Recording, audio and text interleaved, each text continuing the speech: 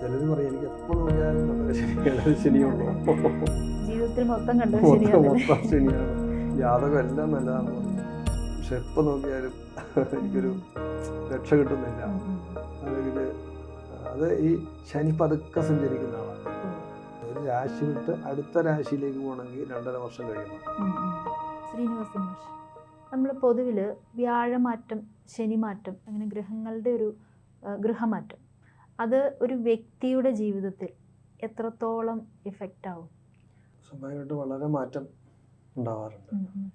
പ്രത്യേകിച്ച് ഈ വ്യാഴത്തിൻ്റെ മാറ്റവും ശനിയുടെ മാറ്റവും ഒക്കെ നടക്കുമ്പം തന്നെ അറിയാം. നമ്മുടെ പൊതുവെ ജ്യോത്സ്യന്മാരുടെ അടുത്തൊക്കെ കൂടുതൽ ആൾക്കാർ വന്നു തുടങ്ങുന്ന ഒരു സമയമാണ്.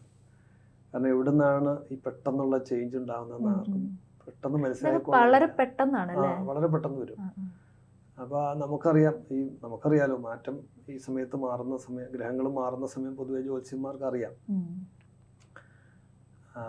അപ്പോൾ ആ സമയത്തുണ്ടാകും വ്യക്തികളിൽ അത് വളരെ നെഗറ്റീവും പോസിറ്റീവും ഉണ്ടാവും.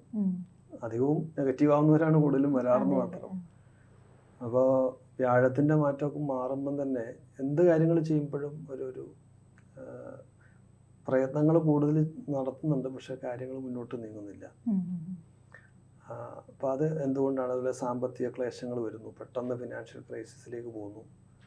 പിന്നെ അതേപോലെ വളരെ കാലം ചെയ്തുകൊണ്ടിരുന്ന ജോലി പെട്ടെന്ന് നിർത്താൻ തോന്നുന്നു, റിസൈൻ ചെയ്യണമെന്ന് തോന്നുന്നു, അല്ലെങ്കിൽ ആ സ്ഥലം വിറ്റ് നമുക്ക് വേറെ സ്ഥലത്തേക്ക് പോകണമെന്ന് തോന്നുന്നു. ഇങ്ങനെയൊക്കെയുള്ള മാറ്റങ്ങൾ വളരെ ശക്തമായ തോതിൽ വരുന്ന സമയങ്ങളാണ് ഇതൊക്കെ. അതേപോലെ അസുഖങ്ങൾ, വിത്തക്ഷയം, പ്രവാസം, രോഗാഞ്ജനയന്തി, മരണഭീതിം എന്നാണ് ഫലം പറയുന്നത്.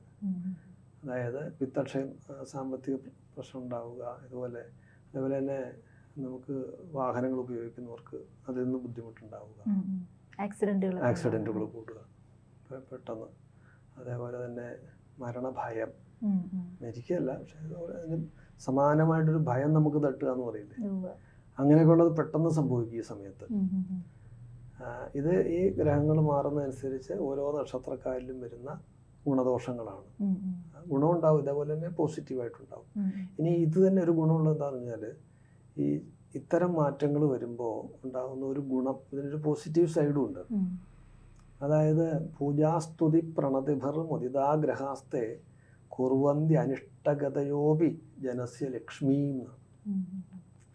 ഇങ്ങനെ അനിഷ്ടന്മാരായിട്ട് ഗ്രഹങ്ങൾ വന്നു കഴിഞ്ഞാൽ അവർക്ക് പൂജ, സ്തുതി, നമസ്കാരമൊക്കെ ചെയ്ത് അവരെ സന്തോഷിപ്പിച്ചാൽ ഈ അനിഷ്ടത ഉണ്ടാവില്ല എന്ന് മാത്രമല്ല, ഗുണങ്ങൾ കൂടുതൽ ഉണ്ടാവുകയും ചെയ്യും. നമ്മൾ സാധാരണ ഒരു ദോഷം വന്നു കഴിഞ്ഞാൽ എന്താ ചെയ്യാറെന്ന് വെച്ചാൽ അതിനൊരു പരിഹാരം ചെയ്താൽ ആ ദോഷം ഉണ്ടാവില്ല എന്നല്ലേ നമ്മൾ മനസ്സിലാക്കേണ്ടത്. ഈ സമയത്ത് ഉണ്ടാവണതിന് അങ്ങനെയല്ല, ദോഷം ഉണ്ടാവില്ല എന്ന് മാത്രമല്ല ഗുണം കൂടുതൽ ഉണ്ടാവുകയും ചെയ്യും. അതായത് ഒരു ഗ്രഹമാറ്റത്തിന്റെ സമയത്ത് നമ്മൾ കൂടുതൽ പ്രാർത്ഥിച്ചാൽ കൂടുതൽ ഗുണകരമാണ്. അതായത് ഈ ഗ്രഹമാറ്റം ഞാൻ പറഞ്ഞല്ലോ, നല്ലതും ചീത്ത ഉണ്ടാവും. ചീത്ത ഉണ്ടാവുന്ന വ്യക്തിയെ സംബന്ധിച്ചിടത്തോളം അയാള് അതിന് തക്കതായ പരിഹാരങ്ങൾ ചെയ്യുകയാണെങ്കിൽ അയാൾക്ക് നോർമലി ഉണ്ടാവുന്ന ഗുണങ്ങളെക്കാളും കൂടുതൽ ഗുണങ്ങൾ, ദോഷം ഉണ്ടാവില്ല എന്ന് മാത്രമല്ല കൂടുതൽ ഗുണങ്ങൾ ഉണ്ടാവുകയും ചെയ്യും. അപ്പം അത് ഒരു സാധാരണ നിലയ്ക്ക് വിഷമമില്ല, അതൊന്നും മനസ്സിലാക്കാൻ വലിയ ബുദ്ധിമുട്ടില്ല. നമ്മുടെ നക്ഷത്രവും സാധാരണ നിലയ്ക്ക് ഒരുപായിട്ടൊരു ചെറിയൊരു ബന്ധം സ്ഥാപിക്കുകയാണെങ്കിൽ നമ്മുടെ നാള് വെച്ച് നോക്കുമ്പോൾ, ഇപ്പം ചിലരൊക്കെ മിക്ക ആൾക്കാർക്കും അറിയാം കണ്ടകശനിയാണെന്നോ ഏഴരശനിയാണെന്നോ ഒക്കെ മിക്ക ആൾക്കാർക്കും അറിയാം, നമ്മുടെ കൂട്ടത്തിൽ തന്നെ അറിയാം. അപ്പോൾ അവരതനുസരിച്ചിട്ടുള്ള, ഇപ്പോൾ ഈ മാസം തുടങ്ങാൻ പോകണു, അല്ല അടുത്ത മാസം മാറാൻ പോകണു, അപ്പോൾ അതിന് ഒരു മാസം മുമ്പേ 2 മാസം മുമ്പേ പതുക്കെ അതിന് ഉള്ള പ്രാർത്ഥനകൾ തുടങ്ങും, പരിഹാരങ്ങൾ തുടങ്ങും. അപ്പോൾ അവരെ സംബന്ധിച്ചുള്ള അത് ബാധിക്കുന്നേ ഇല്ല. ഇതിലൊന്നും ശ്രദ്ധയില്ല, അല്ലെങ്കിൽ തീരെ ഇതിനെക്കുറിച്ച് അവെയർ അല്ലാത്ത ആൾക്കാർ പെട്ടെന്ന് ഇതെവിടെ നിന്നാണാവോ ഈ ഏപ്രിൽ മുതൽ എനിക്ക് ഒന്നുകൊണ്ട് ശരിയാവുന്നില്ല, തൊട്ടതെല്ലാം ബുദ്ധിമുട്ടാവുന്നു, സാമ്പത്തിക ബുദ്ധിമുട്ടുണ്ടാവുന്നു, ജോലി സ്ഥലത്ത് പ്രശ്നം, അസുഖങ്ങളൊരു വഴിക്ക്, ഇതെല്ലാം കൂടി കണക്റ്റഡാണ്. അപ്പോൾ ഇതെല്ലാം ഈ സ്വാഭാവികമായിട്ടും ഗ്രഹങ്ങൾ മാറുന്നതനുസരിച്ച് ഒരു വ്യക്തിയിലുണ്ടാകുന്ന മാറ്റങ്ങളാണ്. അത് നമ്മൾ മുൻകൂട്ടി അറിയണമെന്ന് മാത്രമേ ഉള്ളൂ. അതിൽ പ്രധാനമാണ് ഈ വ്യാഴത്തിൻ്റെയും ശനിയുടെയും മാറ്റം. വ്യാഴം ഒരു വർഷം കൊണ്ടാണ് ഒരു രാശി വിട്ട് അടുത്ത രാശിയിലേക്ക് മാറുക. ശനിയെ സംബന്ധിച്ചിടത്തോളം 2.5 വർഷം ഒരു രാശിയിൽ നിൽക്കും. അപ്പോൾ അനിഷ്ടന്മാരായിട്ടാണെങ്കിൽ ചില നക്ഷത്രക്കാർക്ക് മോശമായിട്ടാണ് ശനി വരുന്നതെങ്കിൽ 2.5 വർഷം കഴിഞ്ഞിട്ടേ അത് മാറ്റം ഉണ്ടാവുള്ളൂ. അപ്പോൾ അതുവരെ അവിടെ നിൽക്കും. അപ്പോൾ അതുപോലെ 7.5 ശനിയാണെങ്കിൽ 7.5 വർഷം കഴിഞ്ഞേ മാറുള്ളൂ. അപ്പോൾ അതുവരെയും എന്താണോ അതിന് പരിഹാരം ചെയ്യേണ്ടത് അത് ചെയ്തുകൊണ്ടേ ഇരുന്നു കഴിഞ്ഞാൽ അവർക്ക് ആ ദോഷം ഉണ്ടാവില്ല എന്ന് മാത്രമല്ല, ഗുണം കൂടുതലുണ്ടാവില്ല. ഈശ്വര പ്രാർത്ഥനയുടെ കാര്യം പറഞ്ഞു സാർ. അപ്പോൾ നമുക്ക് ഈ ഗ്രഹങ്ങളുടെ മാറ്റങ്ങളുടെ സമയത്ത് ഓരോ ഗ്രഹങ്ങൾക്കും ഓരോ ദേവന്മാരും അല്ലെങ്കിൽ ദേവിമാരൊക്കെയാണല്ലോ. അത് പ്രത്യേകമായി നമ്മൾ ചെയ്യേണ്ടതില്ലേ? അതായത് ഇപ്പോൾ ഈ 9 ഗ്രഹങ്ങൾക്കും 9 ഗ്രഹങ്ങളെയാണ് നമ്മൾ ജ്യോതിഷത്തിൽ പരിഗണിക്കുക. ഈ 9 ഗ്രഹങ്ങൾക്കും ഓരോരോ നമ്മുടെ മൂർത്തി സങ്കല്പങ്ങളുണ്ട്. അപ്പോൾ ഏത് ഗ്രഹമാണോ ആ വ്യക്തിയെ സംബന്ധിച്ചിടത്തോളം അനിഷ്ടമായിട്ട് നിൽക്കുന്നത്, ആ ഗ്രഹവുമായിട്ട് ബന്ധപ്പെട്ട മൂർത്തിയെ പ്രസാദിപ്പിച്ചാൽ നമുക്ക് ആ ദോഷത്തിൽ നിന്ന് വിടുതൽ കിട്ടും. സ്വാഭാവികമായിട്ടും അറിവുള്ള ജ്യോത്സ്യന്മാർ അങ്ങനെയാണ് നിർദ്ദേശിക്കുക. നിങ്ങളിപ്പോൾ വ്യാഴം അനുകൂലമല്ല, അല്ലെങ്കിൽ ശനി പ്രതികൂലമായിട്ടുള്ള സമയമാണ്, മന്ദശാസ്ത്രാധികം മതം എന്ന് പറയും, ശാസ്താവ് തുടങ്ങിയ മൂർത്തികളെ പോയി ഭജിച്ചോളൂ ഈ ശനിയെ സംബന്ധിച്ചിടത്തോളം, അല്ലെങ്കിൽ ഹനുമാൻ സ്വാമിക്ക് വേണ്ട പ്രാർത്ഥനകൾ ചെയ്തോളൂ എന്ന് നിർദ്ദേശം കിട്ടിക്കഴിയുമ്പോൾ നമ്മൾ സ്വാഭാവികമായിട്ട് നമ്മുടെ ജന്മനക്ഷത്രം അനുസരിച്ചിട്ടാണ് സാധാരണ ചെയ്യാറ്. എന്നാലാണ് നമ്മളുമായിട്ടൊരു ബന്ധം വരുള്ളൂ. അപ്പോൾ അങ്ങനെ തുടങ്ങി കഴിയുമ്പോൾ സ്വാഭാവികമായിട്ടും അയാൾക്കുണ്ടാകുന്ന ബുദ്ധിമുട്ടുകൾ കുറഞ്ഞു വരികയും ആ ദോഷത്തിൽ നിന്ന് വിടുതൽ കിട്ടുകയും ചെയ്യും. അപ്പോൾ ആ മൂർത്തിയെ തന്നെയാണ് ചോദിച്ചത് കറക്റ്റാണ്. ഗ്രഹങ്ങളുമായിട്ട് ബന്ധപ്പെട്ട അതാണ് കൃത്യമായ പരിഹാരം. അതായത് കൃത്യവും പെട്ടെന്നുള്ള പരിഹാരം. അതെ.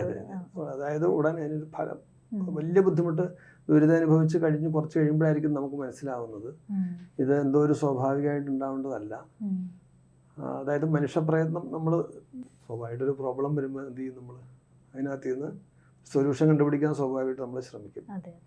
അപ്പം നമ്മുടെ മനുഷ്യപ്രയത്നം കൊണ്ടൊന്നും സാധിക്കാത്ത കാര്യമാണെന്ന് തോന്നുമ്പോഴാണ് നമ്മൾ ജ്യോതിഷനെ സമീപിക്കുന്നത്. കാരണം നമ്മുടെ അറിവിൽപ്പെടാത്ത എന്തോ ഒരു വിഷയം ഇതിനകത്തുണ്ട് എന്ന് തോന്നിയിട്ട് അപ്പോഴാണ് ഈ ഗ്രഹവും ദേവതയായിട്ട് കണക്ട് ചെയ്ത് അതിൻ്റെ പരിഹാരം ഏതാണെന്ന് നിർദ്ദേശിക്കുന്നത്. അത് ചെയ്യുന്നതോടുകൂടി അതിനൊരു ശമനം വരും. സോ അത് നല്ല റിസൾട്ടാണ് വരുന്നത്. പൊതുവെ നമ്മൾ ഈ പറഞ്ഞ പോലെ വ്യാഴത്തിൻ്റെ മാറ്റങ്ങളൊക്കെ വരുമ്പം സ്വാഭാവികമായിട്ട് പറയാറുണ്ടത് ഒന്ന് വിഷ്ണു ക്ഷേത്രത്തിൽ, അല്ലെങ്കിൽ വ്യാഴായതുകൊണ്ട് ശിവക്ഷേത്രത്തിൽ, അതിൽ ഏത് കുഴപ്പമില്ല.